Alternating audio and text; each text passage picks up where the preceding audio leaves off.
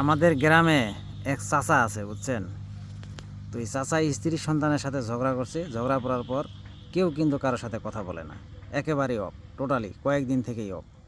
তো চাচা গেছে দিনের বেলা অফিসে, অফিস থেকে সন্ধ্যার সময় বাসায় ফিরছে, বাসায় এসে দেখে কারেন্ট নাই, একেবারে ঘুটঘুটে অন্ধকার। আর স্ত্রী সন্তান আগেই খেয়ে দেয়ে কিন্তু ঘুমায় পড়ছে। ওই যে হারিকেন আছে না, হারিকেন, তারপরে কুপি, এগুলা তো থাকতো গ্রামের অঞ্চলে, তো থাকেই, এখনও আছে।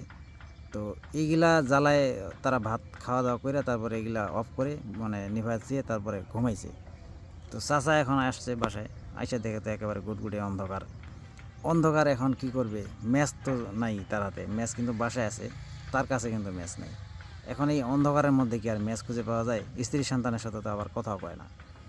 এখন কি করবে, অনেকক্ষণ থেকে খোঁজাখুঁজি, মানে অন্ধের মতো খোঁজাখুঁজি করছে, হাতায় হতে পেরেছে, কেউ কোথাও ম্যাচ খুঁজে পায় নাই। এখন তার তো একটা প্র্যাকটিস আছে না, তাই প্র্যাকটিসটা ধরে রাখার জন্যে সে আবার স্ত্রীর সাথে মানে স্ত্রীর সাথে কথা বললে তাকে যদি ডাক দেয়, ডাক দিতে গেলে তো আবার ওই যে প্র্যাকটিসে লাগবে।